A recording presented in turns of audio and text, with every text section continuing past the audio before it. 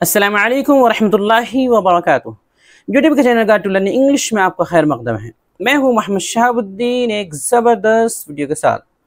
दोस्तों, यह रहनुमाई अंग्रेज़ी के ज़रिए से इंग्लिश सीखने का 67वां दिन। आज के वीडियो में हम एक इजाफी मगर अहम मालूमात के बारे में पढ़ेंगे और ये काफ़ी अहम मालूमात हैं चूँकि अभी हमने कई सारे टेंसेस मुकम्मल कर लिए हैं। प्रेजेंट के तमाम टेंसेस मुकम्मल हो चुके हैं, इसी तरह पास्ट के भी 2 टेंसेस मुकम्मल हो चुके हैं। तो यहाँ पे एक ज़रूरी मालूमात देना और एक जो है अहम कायदा बयान करना बहुत ज़रूरी है ताकि जो है कन्फ्यूज़न ना हो। कई सारे हजरात को जो है सवालात में और जुमले बनाने में थोड़े कन्फ्यूज़न हो रहे थे। अगर आप ये कायदा नहीं जानते हैं और इसको अच्छे से नहीं समझते हैं तो आपको कई सारे जुमले बनाने में दिक्कतों का सामना हो सकता है। इसलिए आपसे गुजारिश है कि इस वीडियो को बिल्कुल अच्छे से देखें और अच्छे से समझकर मश्क करने की कोशिश करें। तो चलिए शुरू करते हैं। बिस्मिल्लाहिर्रहमानिर्रहीम। इजाफी मगर अहम मालूमात। दोस्तों, उमूमी तौर पे कायदा ये है कि WH फैमिली जो सवालिया अल्फाज होते हैं जिनसे हम सवाल करते हैं आमतौर पे, और WH फैमिली का और भी मकसद होता है लेकिन उमूमन जो सवाल करते हैं WH फैमिली, तो इनके बाद हमेशा हेल्पिंग वर्ब आता है। यानी जो 6 तरीक़े होते हैं तो उसमें जो 5वां और छठा तरीक़ा होता है उसमें WH फैमिली का इस्तेमाल किया जाता है। तो जब WH का इस्तेमाल करते हैं तो उसके बाद रूल ये है कि WH जब भी आएगा उसके फ़ौरन बाद कोई हेल्पिंग वर्ब लाना होता है। ये एक उमूमी कायदा है। लेकिन कभी कभी ऐसा भी होता है कि WH फैमिली के बाद सवालिया जुमला होने के बावजूद हेल्पिंग वर्ब ख़ास तौर पे डू, डज, डिड इसका इस्तेमाल नहीं होता, ये लिखे नहीं जाते हैं। और ऐसा ज़्यादा उस वक्त होता है जब हम WH में who, what, which, how many, who's वगैरह का इस्तेमाल करते हैं। इस तरह के जो सवालिया अल्फाज हैं इनके साथ ऐसा होता है, और वो भी सिर्फ 2 टेंसेज में। ऐसा नहीं कि हर जगह ऐसा होगा। 2 टेंसेज ऐसे जहाँ पे ये होता है कि हेल्पिंग वर्ब का इस्तेमाल नहीं होगा। एक तो प्रेजेंट टेंस है और दूसरा पास्ट टेंस है। Present tense, present indefinite tense और पास्ट इंडेफिनिट टेंस, यानी प्रेजेंट के पहले टेंस और पास्ट के पहले टेंस, इन दोनों में ऐसा होता है। तो उमूमी तौर पे तो यही कायदा है कि भाई WH जब भी आप सवालिया जुमले इस्तेमाल करेंगे तो वहाँ WH के बाद कोई हेल्पिंग वर्ब लाएँ। लेकिन ऐसे भी कई मौक़े आते हैं जहाँ पर WH सवालिया होने के बावजूद वहाँ फ़ौरन हेल्पिंग वर्ब का इस्तेमाल नहीं होता है। तो समझने की ज़रूरत है और कायदे समझने की ज़रूरत है कि आखिर क्यों ऐसा होता है और कहाँ पे ऐसा होता है। तो चलिए उसी को देखते हैं। इसके ताल्लुक से 2 कायदे हैं, दोनों को अगर आप समझ लेंगे तो कन्फ्यूज़न दूर हो जाएगा। पहला कायदा ये है कि अगर सवाल ऑब्जेक्ट यानी मफूल के बारे में हो। सवाल 2 तरह से होता है, या तो हम सवाल ऑब्जेक्ट यानी कि मफूल के बारे में करते हैं, उमूमन ऐसे ही होता है कि हम ऑब्जेक्ट के बारे में सवाल करते हैं, मफूल के बारे में सवाल करते हैं। और दूसरा सवाल होता है सब्जेक्ट के बारे में ही सवाल, यानी फाइल जो होता है उसी के बारे में सवाल। तो उमूमन ये होता है कि हम ऑब्जेक्ट के बारे में सवाल करते हैं। तो अगर सवाल ऑब्जेक्ट यानी मफूल के बारे में हो, एक तो फेल होता है, एक सब्जेक्ट होता है, एक फेल होता है, एक उसके बाद आने वाला ऑब्जेक्ट यानी मफूल होता है जिस पे काम वाक़ होता है। तो अगर सवाल ऑब्जेक्ट के बारे में हो यानी उस शख्स या उस चीज़ के बारे में जिस पर काम वाक़ हुआ है, तो फिर हेल्पिंग वर्ब उमूमन जैसे होता है वैसे ही लिखा जाता है। जैसे कि मिसाल के तौर पर देखते हैं इसको, आपने किसको पढ़ाया। यहाँ पे सवाल ये नहीं हो रहा है कि पढ़ाने वाला कौन है।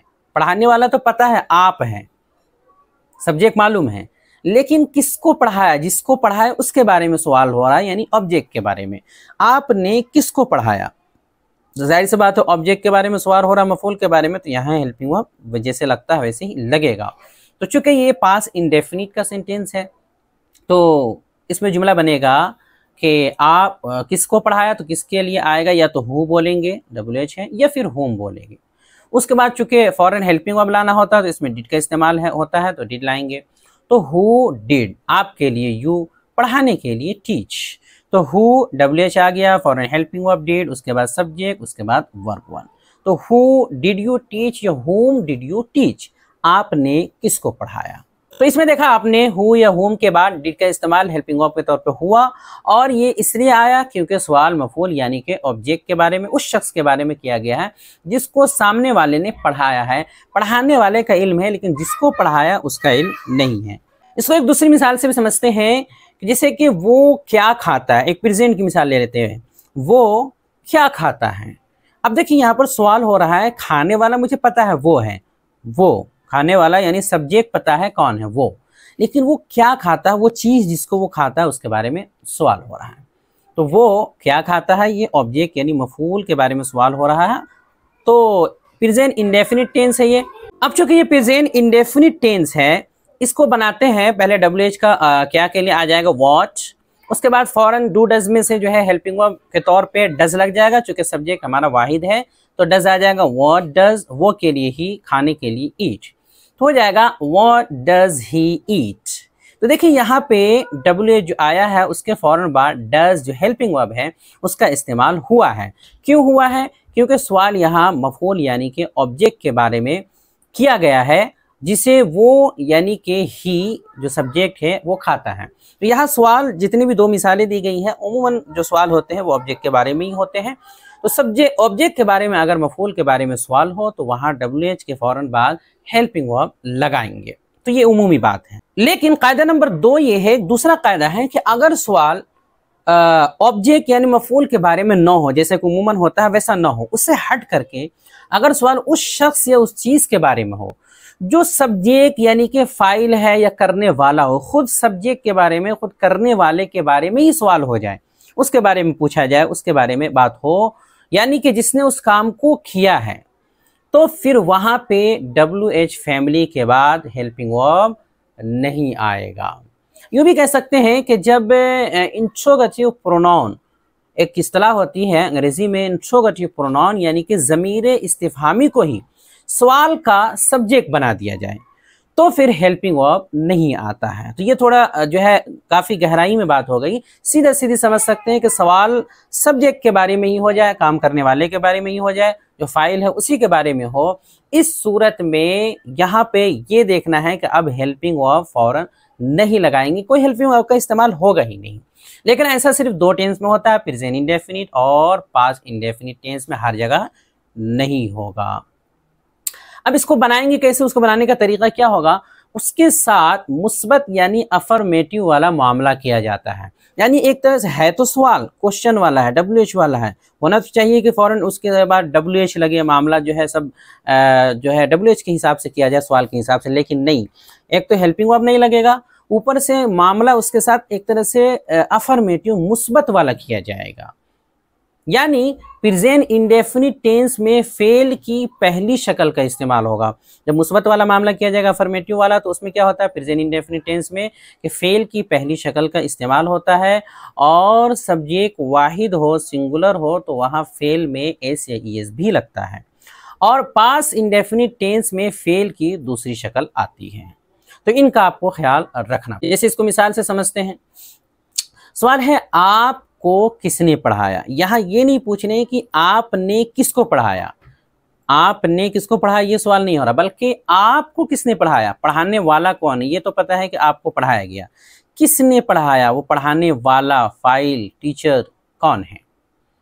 तो देखिए सवाल किसके बारे में हो रहा है, जो पढ़ाने वाला है, करने वाला, फाइल यानी सब्जेक्ट है। तो सब्जेक्ट के बारे में ही सवाल हो रहा है।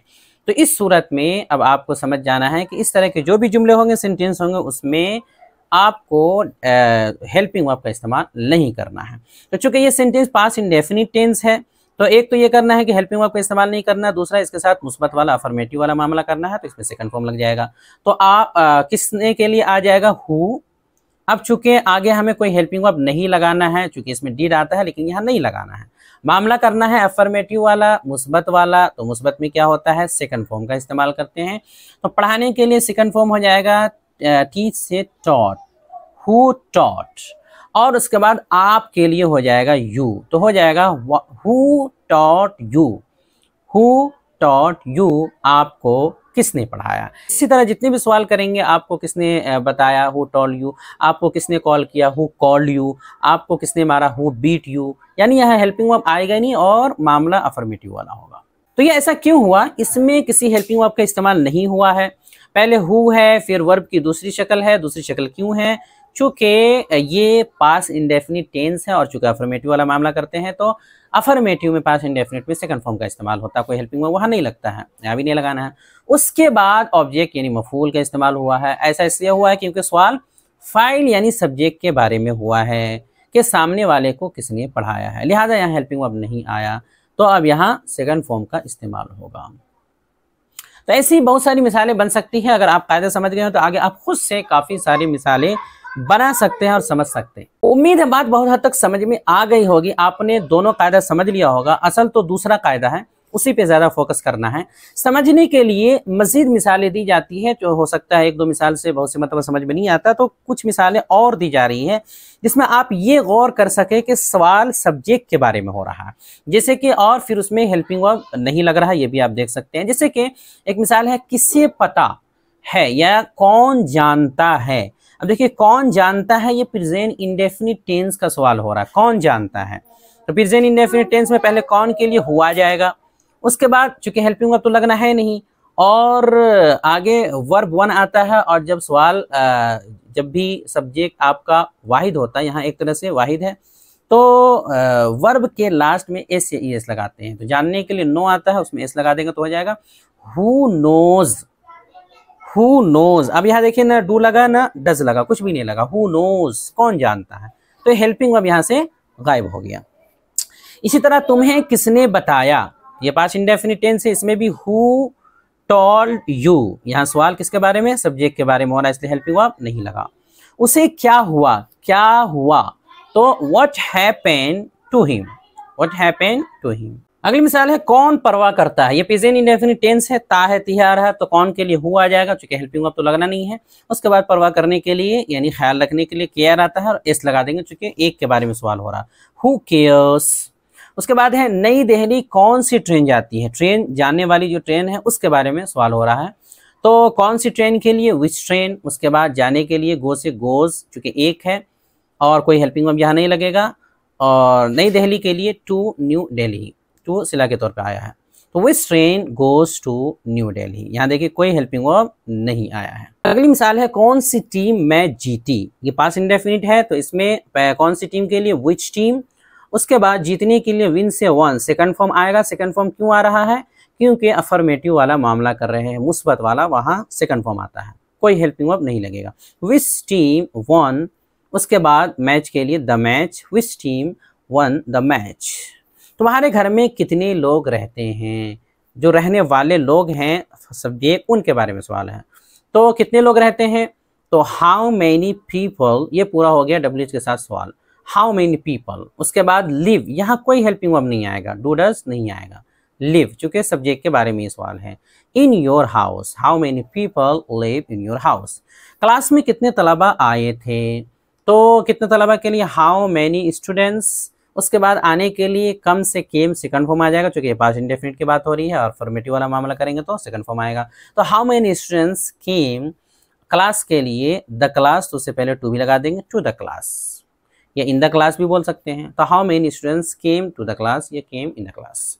किसके भाई ने तुम्हें डांटा, किसके भाई ने तुम्हें डांटा, तो किसके भाई के लिए हुज ब्रदर।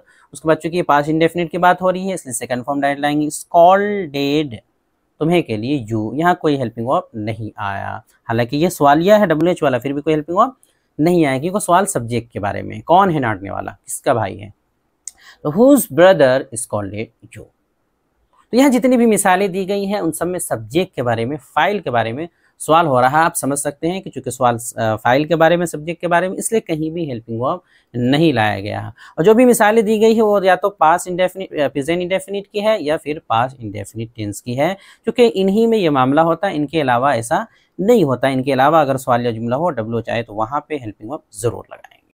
वीडियो देखने के लिए आपका बहुत शुक्रिया। चैनल को सब्सक्राइब करें, स्क्रीन पे आ रही ये वीडियो जरूर देखें। अस्सलाम वालेकुम व रहमतुल्लाहि व बरकातुहू।